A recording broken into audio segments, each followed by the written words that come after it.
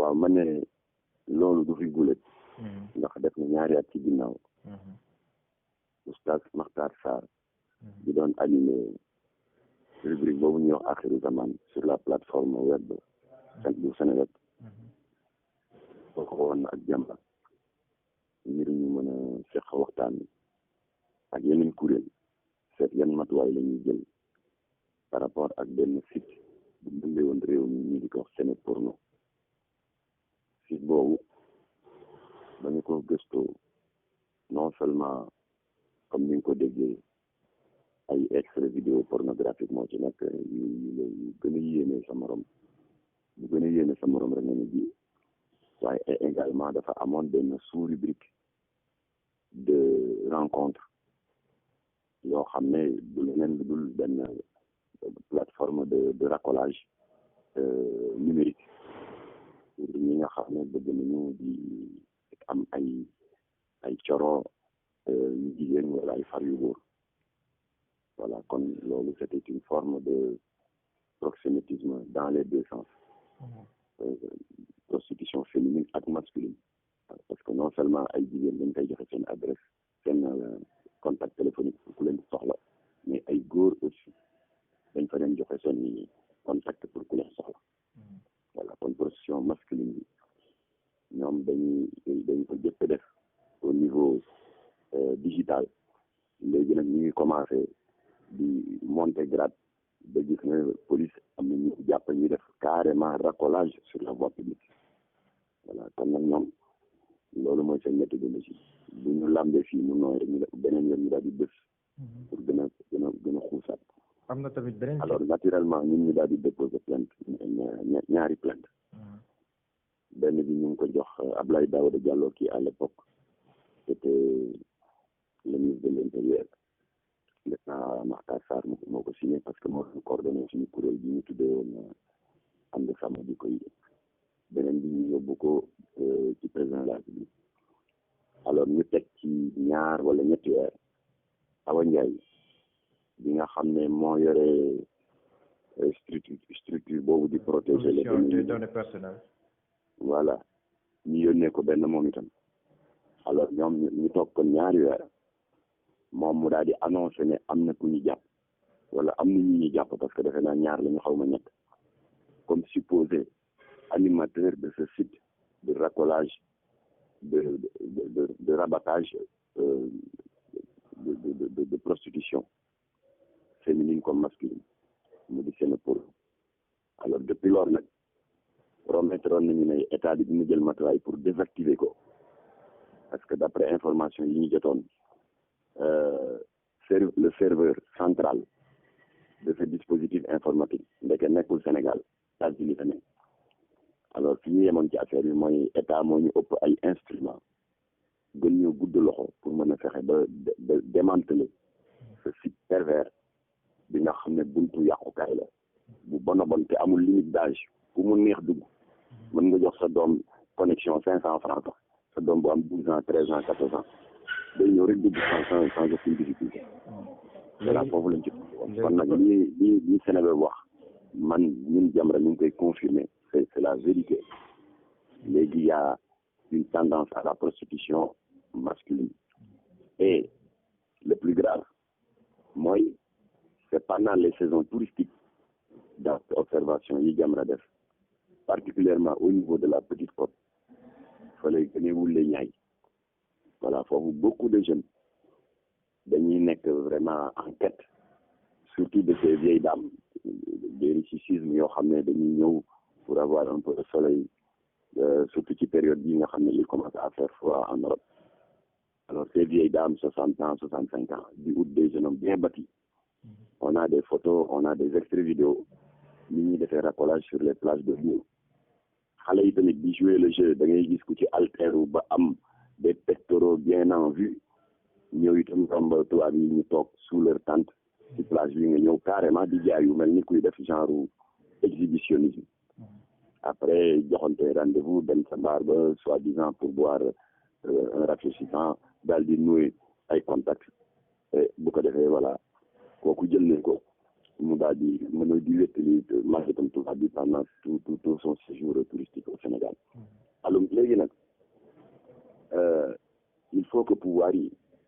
profiter ci alerte bi Sénégal def te Jamra defoon ko il y a 2 ans wax naa la ko sànq. waaw balaa ñuy àgg foofu xam nga am na tam beneen site xam nga Sénéporno nga wax sànq mais am na tam beneen site bu bees bu tudd xaw ma ndax bu bees sax d'ailleurs ndax léegi ñu la commencé ciw mais bëgguma sax tudd turam waaye n la commencé .com léegi boobu noonu fa tamit xale yu bari ñu ci jàpp dernièrement foofu noonu la ñuy dugal seen i mbir ndax boobu tamit Jamra prévoir na benn plainte wala ay action pour démanteler aussi site boobu nga xam ne tamit mu ngi def ay njaaxu. waaw li ma la fàtte préciser sax mooy plainte bi ñu déposé woon ci Abdoulaye Daouda Diallo ak ministre ak président de la République ak la structure qui s'occupe de la préservation des données personnelles dañu joxe woon Sénéporno bu bon boobu à titre indicatif mais c'était pour éviter de faire de la publicité des autres sites moo tax éliminer leen parce que la plainte a été rendue publique alors moo tax pour ne pas leur faire de la publicité éliminer leen waaye dañu ne woon état bi tous les sites yu mel ni Sénéporno est assimilé voilà état moo ñu ëpp ay jumtuwaay pour xam yooyu nag yan la à peu près ñaata lañ yooyu nag waaye allez-y allez-y à peu près ñaata lañ bon ñun dénombré nañu une demi-douzaine voilà boobu nga tudde noonu te commencé N ci la bokk bi ma la jëkk wax ci la bokk ay kaay xool bi tamit ci la bokk muy 3 bon yeneen 2 je les ai plus en mémoire waaye daal démontré nañu une demi-douzaine yoo xam ne bii amul lu gën a gaaw ci yàquwaay waaye aussi bu ñu fàtte ne ñoom yemuñu rek di pervertir xale yi mais dañ ci boole di tooñ tout le monde se souvient de l'indignation de Balla Gaye 2 qui avait même déposé une plainte parce que ñoom saay-saay yi fexe woon nañ ba dugg dans sa vie privée man personnellement gisuma extrait vidéo bi waaye moom ci boppam wax déposé na plainte xaw ma ne fa plainte yu mujj. am na ay célébrités yu bëri yu mu dal tamit c'est vrai. am na kilifa yu bëri yu mu dal donc loolu dafa nekk source de trouble à l'ordre public te mën naa tukkil àdduna mën na indi ay règlement de compte yu bon a bon ci dëkk bi. yow mën nañu la fekk ci lu dagan lu légal en intimité sur les bancs publics le soir avec ton épouse bu la lew mën nañu la fekk photo la une posture un peu exhaustive wala un petit extrait vidéo de 1 minute 2 minutes rek daal di ko génne ku xamul nag day naan Mohamed Diallo ndeke nii la mel fekk yow sa jabar la lew na la. wala sax mu ànd ak montage yooyu mooy danger bi ah. wala sax mu ànd ak montage bu doy waar. lay tamit ñu daal di sos yokk ci wax loola yow loo xam ne waxoo ko wala def loola loo xam ne yow defoo ko fait dès l'instant que am nañ cette mouture vidéo de base mën nañ ci def lu ne parce que tout le monde connaît maintenant les possibilités de nouvelles technologies wala donc loolu mooy deuxième danger bi ils commencent à faire incursion te loolu yëpp c'est pour augmenter leur nombre de vues xam nga ce que les gens oublient followers yi ñuy am njariñ bi mu leen di indil bokkul ak followers yi les liveurs la activités yi def live di am ci YouTube dëgg la y a des revenus financiers ñu lay tamit seeni followers nombre de vues dina leen dikkal ay recettes mais yemul foofu c'est-à-dire c'est des plateformes qui proposent également des insertions publicitaires à de célèbres sites pornographiques européens et nord-américains dañ leen di jox ay modèles ne leen nous sommes très consultés 2018 bi rek on a eu nangami millions de vues kon nag boo leen bëggee yéen itam ngeen jël seen lien hypertexte ñu loué leen benn fronton mooy en haut de page wala en bas de page ñooñu daal di fay et des fois au prix fort ay 8 millions 15 millions pour louer le benn fronton pour 5 mois 6 mois donc il y a ces deux formes de comment dirais-je de recettes financières yi sites yooyu di am les nombres de vues donc nombre de visiteurs yi ñi am dara ci plateforme yi mel ni YouTube mais également nombre de vues yooyu di leen jox beaucoup plus de visibilité pour les annonceurs de sites pornographiques occidentaux donc ils se font beaucoup d'argent. Que faire? Alors mais ils n'ont qu'à se faire beaucoup d'argent mais pas au détriment de la santé mentale et morale de nos enfants. Ils ont le droit de faire beaucoup d'argent mais en aucun cas au détriment de la préservation de la vie intime, de la vie privée des gens. kon ñoom dañuy tooñ ñaari yoon ñu yàq xale yi parce que y a pas de limitation d'âge ñu yàq xale yi et en même temps itam ñu ngi tooñ. léegi parce que ci naa kaw mbir moomu de mais tooñ nañ ñu bëri am na ñoo xam ne dañu am kersa waxuñu parce que Balla Gaye moom booy banlieue la moom il ne s'encombre pas de protocole pour dal seen kaw porter leen plainte yóbbu leen ci yoon. mais am na yeneen kilifa yu ñu ko def yu ñu def lu gën a garaaw tooñ bi ñu tooñ Balla Gaye waaye kilifa yooyu kersa tax na mënuñoo wax wanaasu nañu seen mettit daal di wàccirul ci yàlla. alors loolu tax na li ngeen di def ak lii Jamra di def prévention la ak alerte. voilà dans les médias ban action li mën a xaar dans les médias ban action li mën a xaar ci Jamra parce que tamit. mooy li ngeen def ak lii Jamra di def c'est des actions combinées yoo xam ne état war na saisir la balle au rebond def la mu war a def xam nga maa ngi fàttaliku coow li am ci récépissé góor jigéen ñi Jamra dénoncé avec preuve à l'appui. am na benn kilifa gu ma naan waaw lii mënoon ngeen ko dox discrètement état bi jël ci ay matuwaay ma ne ko ñaata yoon la Jamra yu alerte kenn faalewuñu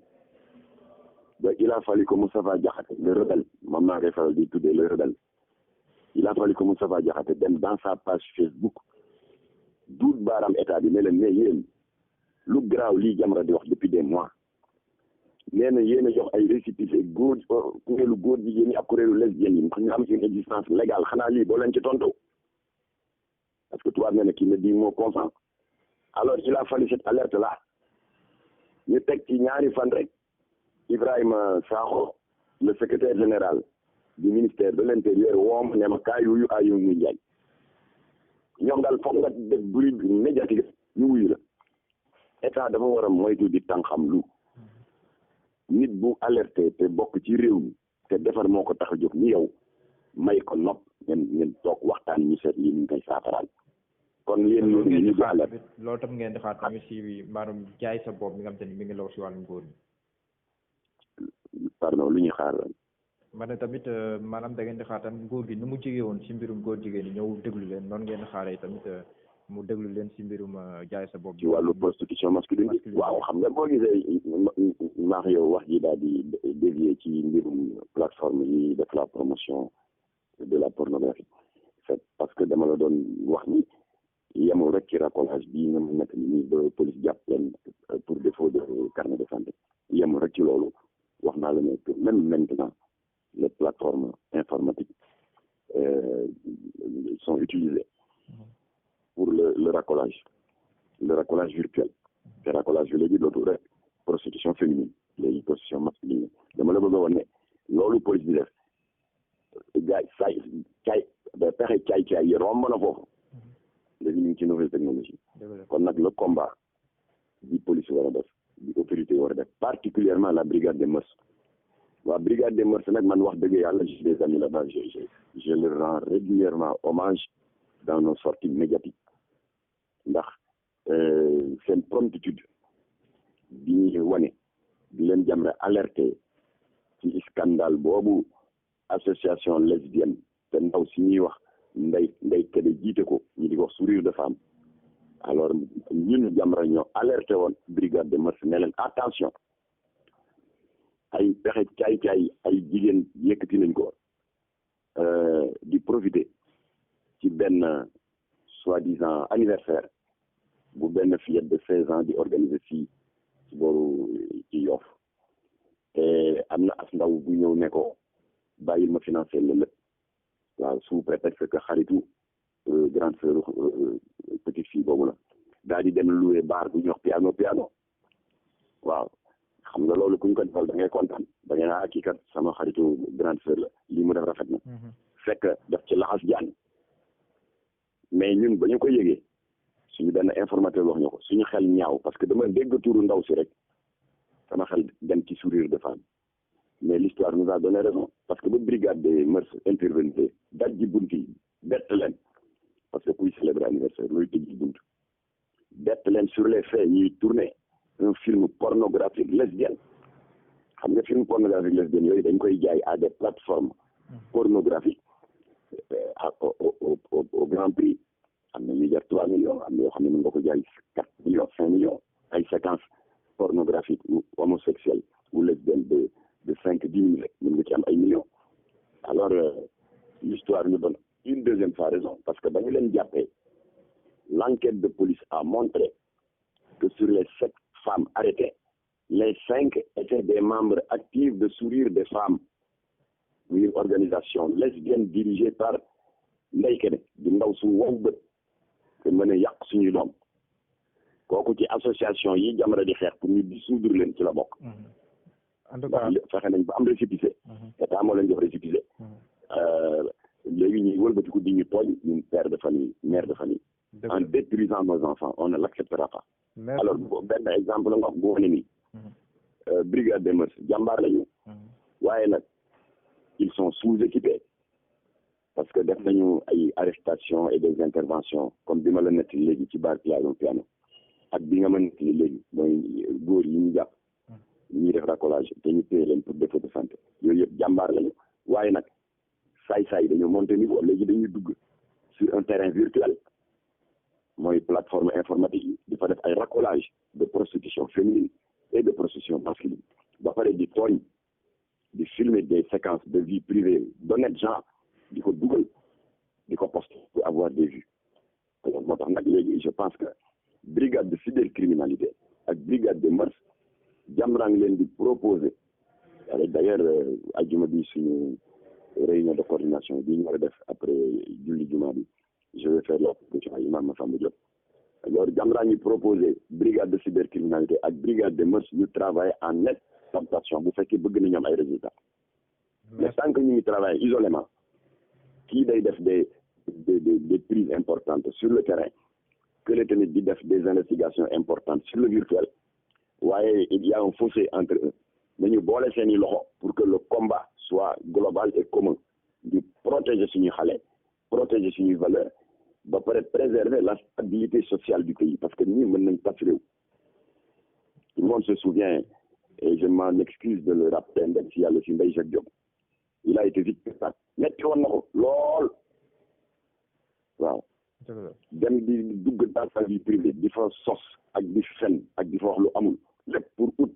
ay vues lépp pour ut visibilité en détruisant la dignité et l'honneur des gens